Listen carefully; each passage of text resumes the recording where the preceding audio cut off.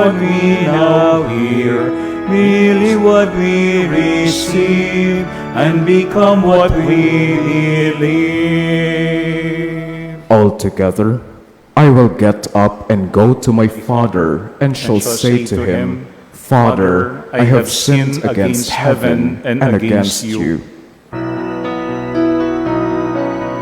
Blessed are we who hear the word of God, who hear the word of God, and keep it.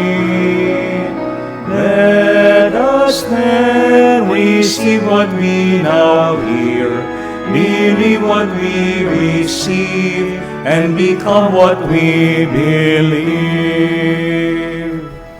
My dear sisters and brothers, the Lord be with you. And with your spirit. A reading from the Holy Gospel according to Luke. Glory to you, O Lord. Tax collectors and sinners were all drawing near to listen to Jesus.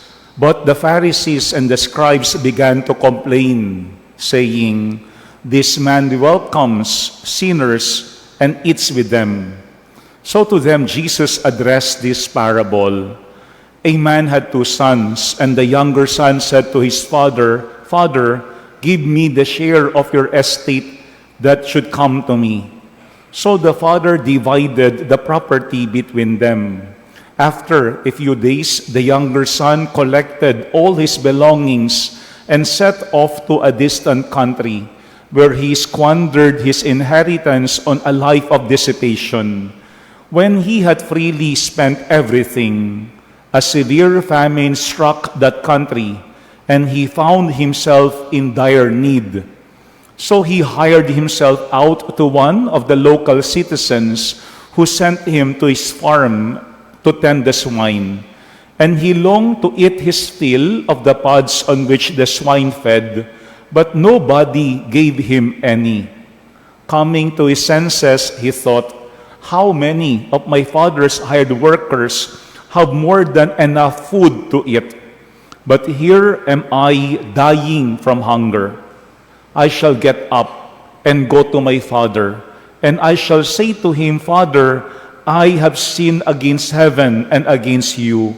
I no longer deserve to be called your son. Treat me as you would treat one of your hired workers." So he got up and went back to his father.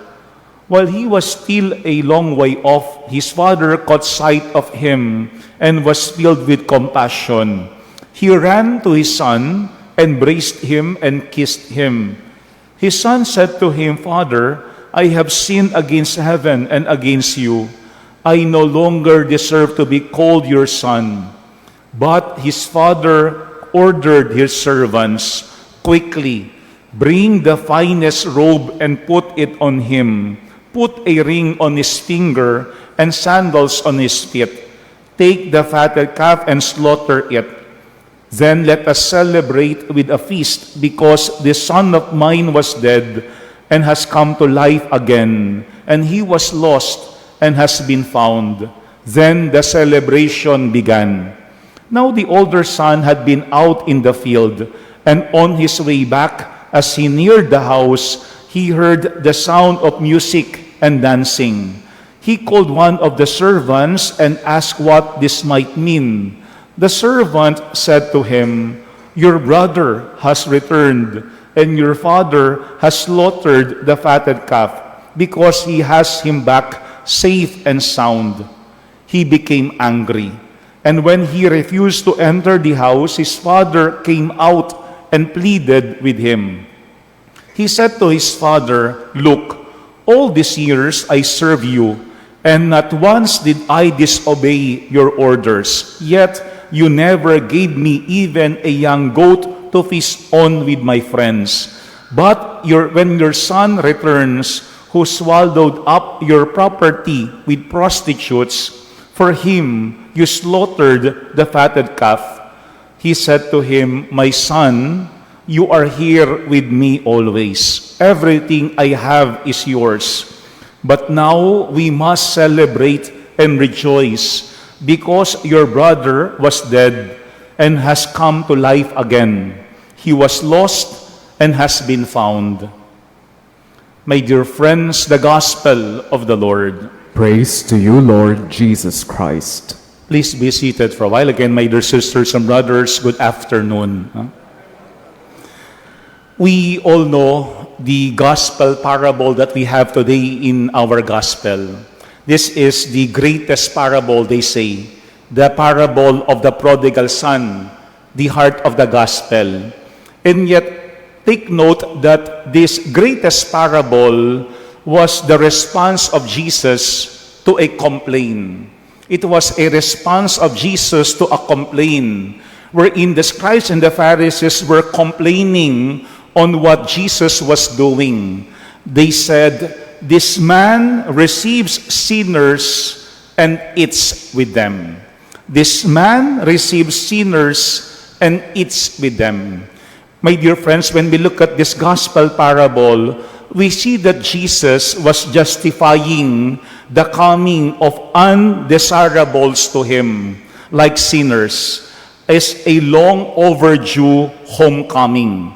If you notice, this is a shorter version of the parable, because the longer version of this parable has two parables prior to it. The first is the parable of the lost sheep. The second is the parable of the lost coin. And then the third is what we have today in our gospel, the parable of the prodigal son. Tatlo po yan na sunod-sunod na mga talinhaga. Pero kapag ating titignan yung three parables na yan, as if Jesus was telling us, kung yung pagbabalik o yung pagkatagpo sa nawawalang tupa, nagbigay ng saya sa pastol, kung yung pagkakatagpo sa nawawalang salapi, nagbigay ng saya doon sa babae, ano pa kaya yung pagbabalik ng anak sa kanya mismong ama? Hindi ba mas magbibigay yun ng kagalakan kaysa doon sa pagbabalik ng tupa o kaya pagbabalik ng salapi? Kaya nga yung longer version ng ating parable, ang ganda po nung sinasabi. Ang sabi doon, "I tell you, there will be more joy in heaven over one sinner who repents than over 99 righteous people who need no repentance." Parang sinasabi ni Jesus, hindi lang dito sa lupa yung galak, kung hindi pati sa kalangitan nagagalak ang Panginoon kapag ang isang tao ay nagbabalik loob mismo sa Kanya. Kaya nga, I think when we look at this parable of the prodigal son, we see ourselves in him because that is our story. Yan mismo yung kwento ng ating buhay. Merong ng santo si Saint Jose Maria Escriva. Ang sabi niya, human life is in some way a constant returning to our Father's house. Yun ang kanyang sabi. Human life is in some way a constant returning to our Father's house. The story of the prodigal son repeats itself in our lives every day, and even repeatedly during the 24 hours of the same day. Ang sinasabi ni Saint Jose Maria Escriva, yan ay palaging nangyayari araw-araw, oras-oras sa buhay natin, na tayo ay laging nagbabalik sa tahanan mismo ng ating Ama. Kaya nga maganda po ating tignan yung character ng youngest son, the prodigal son. Kasi if we look at his character, we see him as someone who is very irresponsible, someone who is very restless, someone who thinks that he could only find joy and peace away from the Father. Kaya nga ano ang kanyang ginawa? He asked the Father to give him the share of his inheritance. Kasi yan ang paalaala rin sa atin. When people are discontent with what they have at home, they often imagine running away. Kapag sila ay hindi makontento kung ano meron at nangyayari sa bahay, ang kanilang iniisip, umalis ng tahanan. Why? Because the world looks very enticing and inviting. Para bagang iniisip, mas maganda sa labas. Mas kaakit-akit sa ibang lugar. Kaya nga mayroong isang poet, si Matthew Arnold, meron siyang poem entitled Dover Beach. Ang sabi doon sa kanyang poem, "The world which seems to lie before us like a land of dreams, so various, so beautiful, so new, really has neither joy nor love, nor light nor certitude, nor peace nor help for pain." Kasi ganyan daw ang mundo, mapanlin lang. Yung akala nating magbibigay ng kagalakan, akala nating magbibigay ng kapayapaan, akala nating magbibigay ng kaganapan, hindi pala. And that is what the youngest son had experienced. Ang sabi nung ating gospel, kapag lahat ay kanyang ginastos, kanyang ginugol, ang sabi dito, that even yung food allotted to the swine is that being given to him. No, nakakalungkot yun. Pati yung pagkain na para sa baboy ay walang magbigay sa kanya. Pero look at what happened in our gospel. Ang sabi ng ating gospel is when the son has nothing, nostalgia for the Father's house seized him. Nung siya'y walang-wala na, nung wala talagang tumanggap at magbigay ng pagkain sa kanya, ano ang kanyang naisip? Yung kanya mismong ama. At ang sabi niya sa kanyang sarili, "How many of my father's hired workers have more than enough food to eat? But here I am dying from hunger. I shall get up and go to my father." Siguro yan po yung paalaala sa atin during this season of Lent. Tatlong bagay. Number one, we are being reminded of the reality that away from God, we are nothing. Tandaan po natin yan. Away from God, we are nothing. Kasi baka tayo mismo natutukso na umalis, lumayo, iwanan ang Panginoon. Baka kasi iniisip natin kapag tayo ay magpakalayo-layo, ando doon yung kagalakan, ando doon yung kapayapaan, ando doon yung kaganapan. But learn from what the youngest son had experienced. Being away from the Father, he experienced that he has nothing. Wala siya kapag wala yung kanyang kalooban sa piling ng Ama. First, remember that away from God, we are nothing. Second, we are reminded during the season of Lent to come back to our senses. Yung tayo mismo ay matauhan of the promises given to us by the world that is simply empty. Kasi ang mundo raw, kapag nangako, hindi yan totoo. Kaya nga, compared to God, who gives us joy and peace. Totoo yung lahat ng sinasabi at pangako ng Panginoon compared to what the world is promising us. Yan ang naranasan din ng bunsong anak. Inakala niya na mas maganda, mas maayos ang mahiwalay sa mismong tahanan ng kanyang ama. Pero hindi pala. Because away from the Father, ano ang kanyang naranasan? Everything is empty, is in vain. Yan ang pangalawang paalaala sa atin. Let us not be deceived on what the world is promising us. Huwag tayong mapapanlin lang kung ano ang pinapangako sa atin ng mundo. Kasi ang pangako ng Panginoon, ang siya lamang totoo. Pero yung pangatlong paalaala sa atin is for us to return to God who is full of love, who loves us unconditionally and lavishly. Kaya nga, if you notice in our gospel, when the Father saw the Son, ang sabi ng ating gospel, is His Father ordered His servants quickly, bring the finest robe and put it on Him. Put a ring on His finger and sandals on His feet.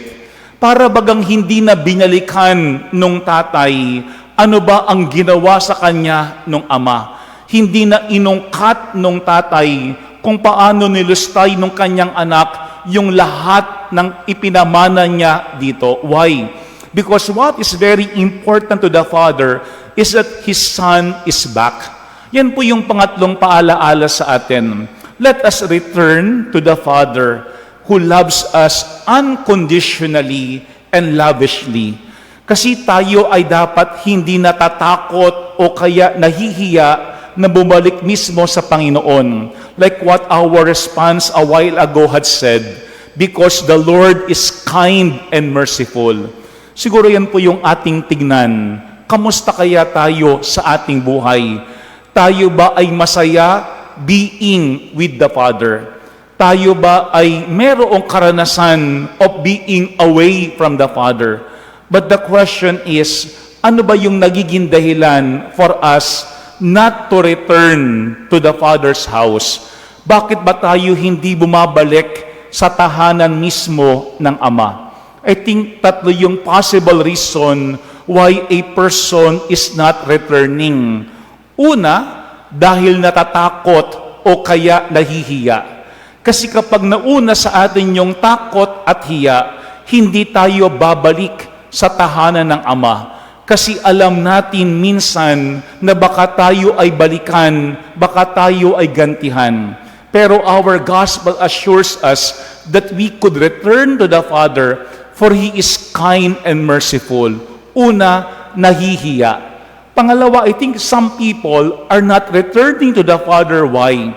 Kasi nag-iintay. They are waiting. They are waiting for the Father to come to them. Yan ang ating nakita doon sa eldest son. He was simply outside the house and he was waiting for the Father to come out of the house and simply beg him to enter the house. Kasi baka may mga pakakataon tayo hindi nahihiyang bumalik, pero nag-iintay na tayo pa yung pupuntahan, yung lalapitan ng Panginoon para amu-amuin na tayo ay bumalik sa Kanya. Pero pangatlo, I think some people are not returning to the Father. Why? Because they got used to the condition or situation of being away from the Father. Baka minsan nasanay na mamuhay ng malayo sa piling mismo ng Ama. Kaya hindi niya na makita-kita pa yung kanyang buhay na bumabalik mismo sa poder ng Ama. Siguro magandang ating tingnan, ano sa tatlong yun ang dahilan why sometimes we do not return to the Father. Maaaring dahil tayo ay nahihiya, pangalawa, baka tayo ay nag-iintay, o kaya pangatlo, baka tayo ay nadala na, o baka tayo ay nasanay na namumuhay ng malayo mismo sa Ama. Let me end our reflection with words coming from Mother Teresa of Calcutta. She said, "When you know how much God is in love with you, then you can only live your life radiating that love." Let me repeat it. When you know how much God is in love with you, then you can only live your life radiating that love. Mga kapatid, we cannot radiate the love of God to others unless we are ready and willing to receive it ourselves. Amen. My dear friends, when the prodigal son lost everything, he remembered the Father. He remembered the Father. There is always the possibility for us to lose everything, but not the love of the Father for us. Like what Saint Teresa of Avila had said, everything passes, only God remains. Hopefully, we remain in the love of the Father. The Lord be with you. And with your spirit. Bow your heads and pray for God's blessing. May the ears of your mercy be open, O Lord, to the prayers of those who call upon you, and that you may grant what they desire, have them ask what is pleasing to you. Through Christ our Lord. Amen. And may Almighty God bless you and your families, the Father, the Son, and the Holy Spirit. Amen.